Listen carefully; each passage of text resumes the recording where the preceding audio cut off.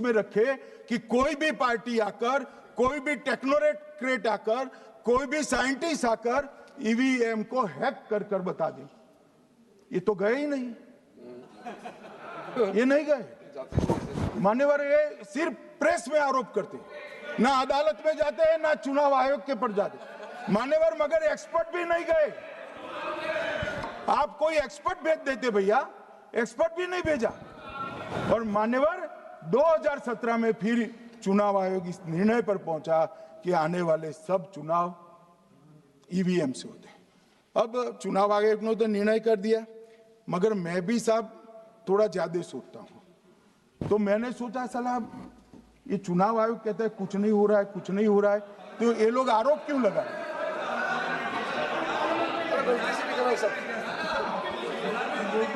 मान्यवर, मेरे शब्द कोई ऐसे हो तो काट दीजिए। काट दिया। राहुल जी, मान्यवर, मैंने सोचा कि भाई कुछ गलती नहीं है।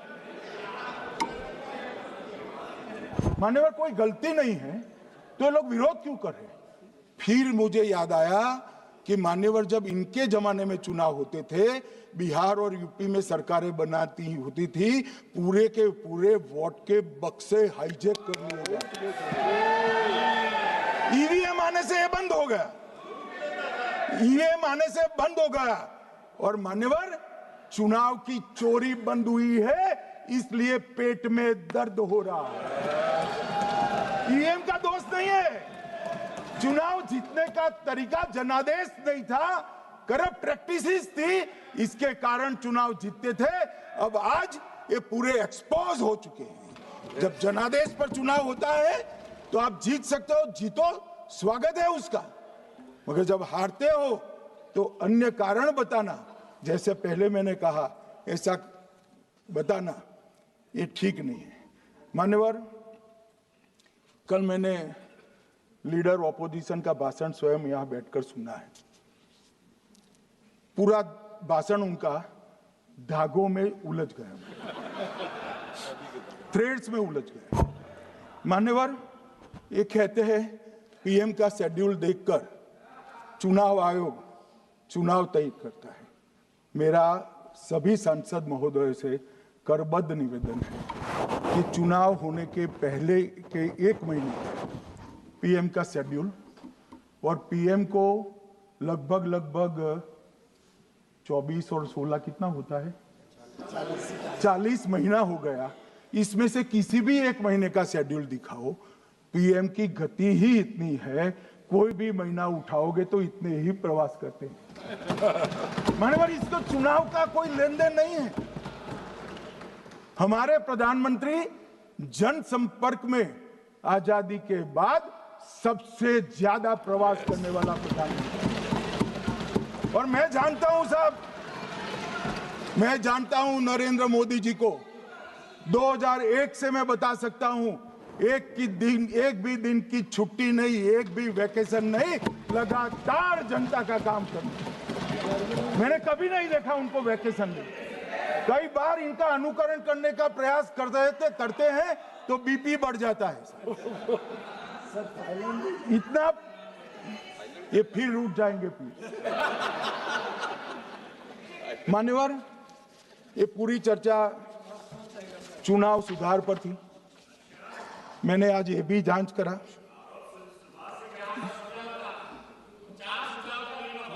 सुनो ना, जरा धैर्य रखो भाई। मान्यवर, मैंने आज सुबह चुनाव आयोग के वहां जांच कराई। जांच मतलब कोई गोपनीय चीज नहीं पूछी है, आप इसका इशू मत बने।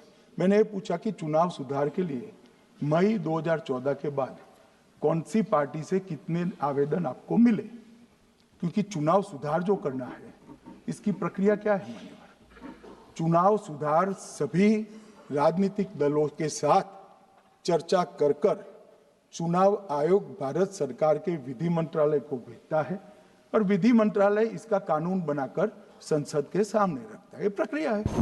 तो मैंने सोचा कि इतना बड़ा हो हल्ला हुआ तो ढेर सारे चुनाव सुधार कांग्रेस पार्टी ने दिए होंगे, तो मैं जरा उसका पूछा कर दूं, लगे हाथ तो इसकी भी बात कर लूं। इसमें गोपनीय क्या है? तो मैंने पूछा तो साहब मुझे एक रहस्य मालूम पड़ा कि आज तक मई 2014 से चुनाव आयोग को एक भी चुनाव सुधार का सुझाव कांग्रेस पार्टी से नहीं मिला। मान्यवर,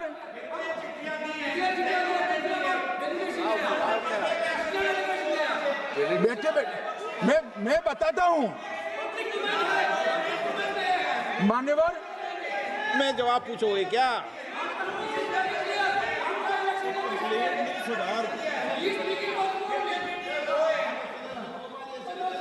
आप भी बोले, हर बोलने पर एक एक बार उठेंगे क्या? हर चीज का जवाब पूछेंगे क्या आप? नो, ये तरीका ठीक नहीं है। नो, ये तरीका ठीक नहीं है। नो नो माननीय सदस्य, प्लीज बैठिए बैठिए बैठिए बैठिए बैठिए बैठिए बैठिए बैठिए अच्छी परंपरा रखें। ओके,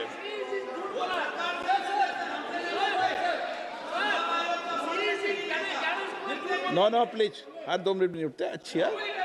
नो, ऐसी नो, प्लीज बैठिए आप, प्लीज बैठिए, प्लीज बैठिए, प्लीज बैठिए, सुनिए, प्लीज प्लीज बैठिए। माननीय सदस्यगण, ये कभी परंपरा नहीं रही कि सत्ता पक्ष और प्रतिपक्ष का कोई भी माननीय सदस्य कभी बोल रहा हो तो हर विषय पर बैठे बैठे टिप्पणी करना या हर विषय पर खड़े होकर सवाल पूछना, ये परंपरा कभी नहीं रही। आपने भी भाषण दिया आज, आपको कोई ने बीच में उठ के पूछा कोई ने? माननीय गृह मंत्री, अच्छी परंपराएं लागू करो, अच्छी तरह चलाएं सदन। मैं मेरे स्टेटमेंट पर कायम हूं। नरेंद्र मोदी सरकार बनने के बाद आज तक कांग्रेस पार्टी ने चुनाव आयोग को एक भी चुनाव सुधार का प्रपोजल नहीं दिया। मान्यवर, ये कई बार मिलने गए हैं, मैंने उनका प्रेस कॉन्फ्रेंस भी देखा है।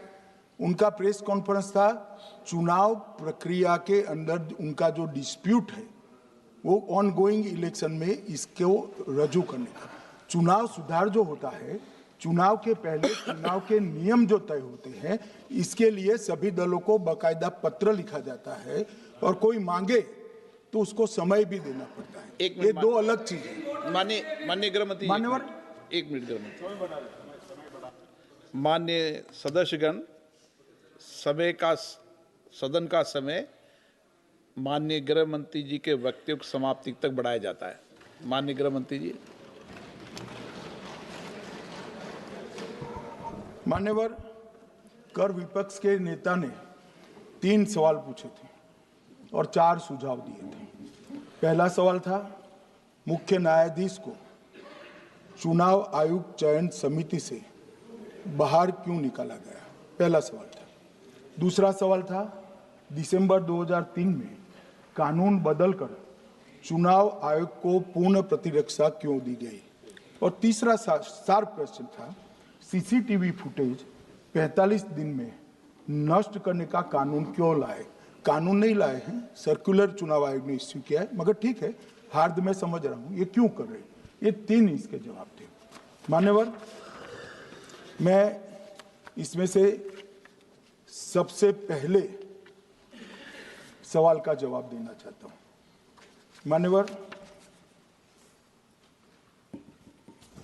मुझे पूरा सुनकर जरा आप आपत्ति लीजिएगा, क्योंकि मैं बताऊंगा तो पास से ही, मगर वर्तमान का भी जवाब दूंगा।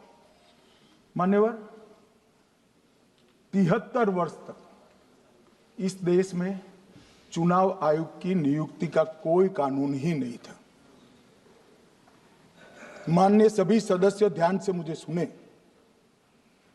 73 साल तक इस देश में चुनाव आयोग की नियुक्ति का कोई कानून नहीं था। नियुक्ति प्रधानमंत्री सीधी कर देते थे।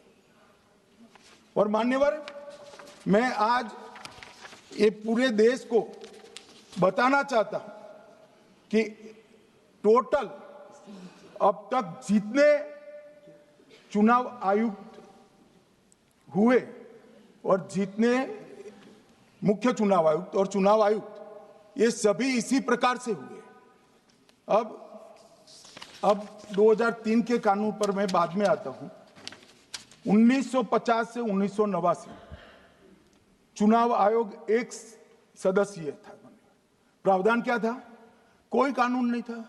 प्रधानमंत्री जी फाइल भेजते थे राष्ट्रपति जी को और राष्ट्रपति जी नोटिफिकेशन बाहर नहीं करते। तो भाई उस वक्त बरोबर चुनाव था, सबसे अच्छा था। नहीं, मैं ये नहीं पूछता नियुक्ति की प्रक्रिया। मान्यवर, पूरा उनका 55 साल प्रधानमंत्री जी ने ही चुनाव आयुक्त को नियुक्त किया, तब तक कोई सवाल नहीं था। और नरेंद्र मोदी करते हैं तो उन पर सवाल उठाते हैं, मगर हमने तो ऐसा भी नहीं किया मान्यवर। फिर 89 से 91 जब 89 में चुनाव आयुक्त उनकी सुनते नहीं थे, तो पहली बार उस पर ब्रेक लगाने के लिए चुनाव आयोग को बहुत सदस्यीय बनाया गया। ये बिहार के चुनाव के कारण ही हुआ, परंतु वो भी प्रधानमंत्री की फाइल से ही अपॉइंट होते हैं। और मान्यवर 21 चुनाव आयुक्त, कमिश्नर और मुख्य चुनाव आयुक्त, और 21 और 29 इस प्रकार से हुए जिसमें कोई प्रधानमंत्री जी ही रखते थे। कांग्रेस पार्टी ने ही ये परंपरा बनाई थी, कानून भी कांग्रेस पार्टी ने बनाया था। मगर आज आरोप करना है इसलिए आपने चुनाव चोरी कर लिया, चुनाव चोरी कर लिया, चुनाव चोरी के कहने से कुछ नहीं होता। जनता हमको सुनती है भाई, और हम जवाब भी देते हैं। मान्यवर, ये 50 से लेकर 2023 तक कोई कानून नहीं। बाद में 2023 में एक अनूप वरणवाल बनाम भारत सरकार मुकदमा हुआ। उसमें सुप्रीम कोर्ट ने कहा कि भाई चुनाव आयुक्त की नियुक्ति थोड़ी पारदर्शी होनी चाहिए। सुझावी था, ऑर्डर नहीं था। हमारे सॉलिसिटर जनरल ने वहां कंसेंट दी, तो उन्होंने कहा कि भाई हमें कानून बनाने में थोड़ी देर लगेगी और हमें इस पर कंसल्टेशन भी करना पड़ेगा, चुनाव आयोग से भी करना पड़ेगा। तो उन्होंने कहा ठीक है, अगर आप सहमत हैं, मैं जजमेंट और आर्गुमेंट पढ़कर अगर आप सहमत हैं तो जब तक कानून नहीं बनता, चीफ जस्टिस ऑफ इंडिया की अध्यक्षता में एक कमेटी बने और प्रधानमंत्री और विपक्ष के नेता इसके मेंबर। हमें कोई आपत्ति नहीं थी, हमने हाँ बोला सर। और विपक्ष के नेता भी थे, प्रधानमंत्री थे और सीजे। 2023 में कानून बन गया। कानून क्या बना? विपक्ष के नेता, प्रधानमंत्री तय करेंगे, वो एक मंत्री और स्वयं प्रधानमंत्री, ये 3 लोग बैठकर चर्चा कर मेरिट्स में चुनाव आयुक्त और मुख्य चुनाव आयुक्त की नियुक्ति करेंगे। मान्यवर, हमारे टाइम में तो और पारदर्शी। ये कह रहे हैं हमारा तो 33% ही हिस्सा है। भाई 33% तो है ना, हमारा तो हिस्सा ही नहीं था। और मान्यवर, मैं रिकॉर्ड से बताता हूं, 2012 में सीयूसी की नियुक्ति होनी थी। अडवाणी जी ने सुझाव दिया लिखकर कि एक प्रणाली बना जाए, नहीं बनाया और बीएस संपत जी को सीधा चुनाव आयुक्त बना दिया। उसके बाद में भी एक व्यक्ति कैसे है इसकी चर्चा है। नवीन चावला, जिसको आपातकाल की भूमिका पर शाह आयोग ने कहा था ये निष्पक्ष नहीं है, उनको मुख्य चुनाव आयुक्त बना दिया। जबकि मुख्य चुनाव आयुक्त गोपाल स्वामी ने इनके खिलाफ पक्षपात के सबूत भी भेजे, खारिज कर दिया। मान्यवर, सुने नहीं। हमारे समय में ऐसा कभी नहीं हुआ है। हमारे समय पर विरोध होता है, मगर पक्षपात के सबूत किसने नहीं दिए हैं। और भाई, जहां तक 66% और 33% का सवाल है, आप कह रहे हो कि वहां 2 लोग होते हैं और आप एक होते हैं, ये तो हम तय नहीं करते हैं। 140 करोड़ की जनता तय करती है कौन 66 होगा और कौन 33। यहां कौन बैठेगा वो तो 140 करोड़ लोग तय करते हैं। वो आपके लिए तय करोगे तो आप 66 हो जाओगे, मगर आप तो 100 रख कर गए थे, हमने उसको 33 दे दिया। मान्यवर, ये क्या सवाल उठाते? और वो समझते हैं कि मैं बोलता हूं तो बस ये ब्रह्म वाक्य होगा। ऐसे नहीं होता है मान्यवर, हर चीज के तर्क होते हैं। इनका जो भाषण तैयार करते हैं वो भी ठीक से नहीं करते, रिसर्च नहीं करते। मान्यवर, इन्होंने सीसीटीवी फुटेज 45 दिन में इलेक्शन कमीशन ने नष्ट करने का निर्णय किया, इस पर आपत्ति उठाई।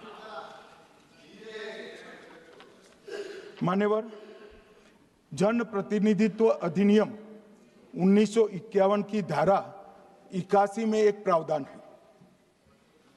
प्रावधान क्या है? उम्मीदवार चुने जाने के बाद 45 दिन में चुनाव याचिका दायर कर सकते हैं।